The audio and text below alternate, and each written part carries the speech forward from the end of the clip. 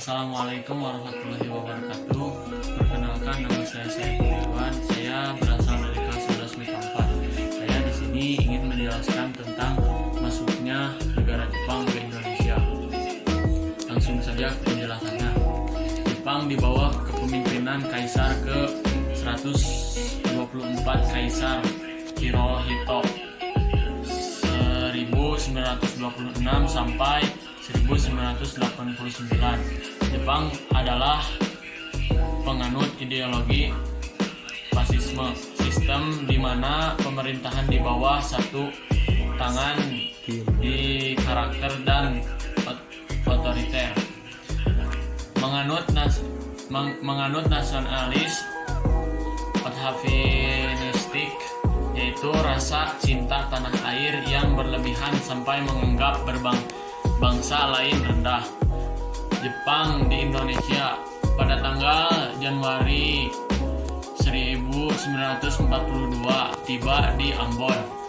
Pada tanggal 12 Januari 1942 menguasai Tarakan atau Kasut dan Balikpapan, Kalimantan Timur, Pontianak, Kalimantan Barat hingga Sumatera. Setelah wilayah dikuasai, Jepang memfokuskan tujuannya menguasai Pulau Jawa sebagai pusat pemerintahan Hindia Belanda. Saat penyerangan, Hindia Belanda ada di bawah kekuasaan Belanda. Melihat Jepang menguasai Nusantara, Belanda membentuk pasukan sekutu bernama Abdacom, Amerika, British, Dutch, Australian Command, yaitu bermarkas di Lampung, dipimpin oleh Letnan Jenderal Reproten. Kekuatannya Abdacom tidak menghalangi Jepang. Belanda juga membentuk tim gabungan dengan Inggris untuk menghalangi angkatan laut Jepang yang dipimpin oleh Laksmana Korel Dorman. Namun mereka masih belum bisa mengalahkan Jepang. Akhirnya sisa pasukan Belanda melarikan diri ke Australia. 1 Maret Jepang mendarat di Nusantara dengan 3 tempat pendaratan, yaitu 1 Banten dipimpin Jenderal Imamura, 2 yaitu di Indramayu dipimpin Kolonel Tonsori, yang ketiga yaitu di Bojonegoro dipimpin oleh Maijen. Pada tanggal 5 Maret 1942 Jepang sepenuhnya menguasai Batavia. Terus disusul kota Bueten 2019 di Bogor jatuh ke tangan Jepang. Pada tanggal 8 Maret secara terpaksa Jenderal Terporten atas nama pasukan Belanda mendatangi Belanda atau sekutu. Pasukan Jepang diwakili Jenderal Hitoshi Imamura. Penyerahan dilakukan di Kalijati, Subang, Jawa Barat, sehingga dikenal dengan kapitulasi Kalijati.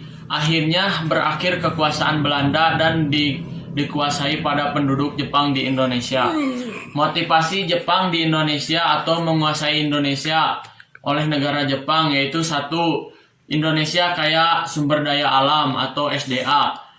Yang kedua yaitu berkembangnya industri di Jepang. Yang ketiga yaitu doktrin Heiko itu diperkenalkan Kaisar Jimmu, Kaisar Pratama di Jepang. Doktrin yang menegaskan Jepang sebagai negara maju bertanggung jawab untuk membentuk kekuasaan kekeluarga dan memajukan dengan pemersatukan bangsa di Eropa.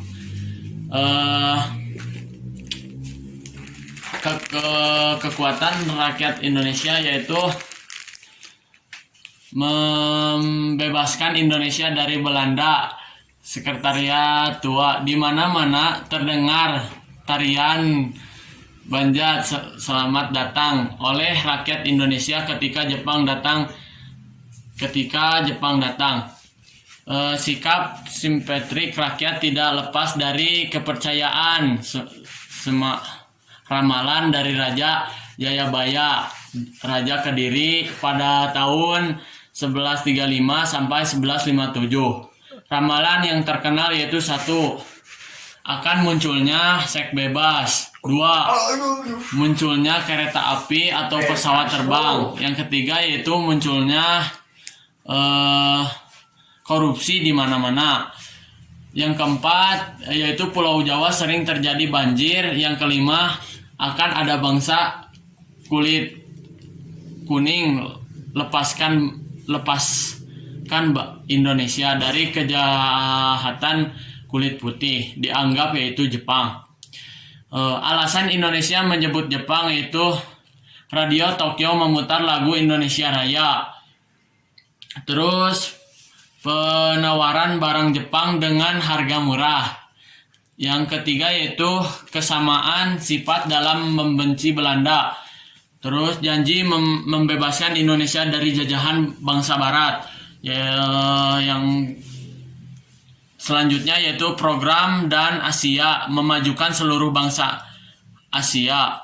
Terus membentuk perkumpulan gerakan 3A yaitu 1. Nippon Cahaya Asia, Nippon Pelindung Asia, dan yang ketiga Nippon Pemimpin Asia. Kesimpulan dari materi tersebut dapat dijelaskan bahwa masuknya Jepang ke Indonesia yaitu dengan alasan menyerang Indonesia adalah untuk menguasai Indonesia dengan sebab terlebih lagi sumber daya alam yang tidak dapat diperbarui untuk menunjang industri militer mereka. Sekian dari saya, mohon maaf bila ada kesalahan dan kekurangan karena saya tahap belajar. Wabillahi taufiq wal hidayah. Wassalamualaikum warahmatullahi wabarakatuh.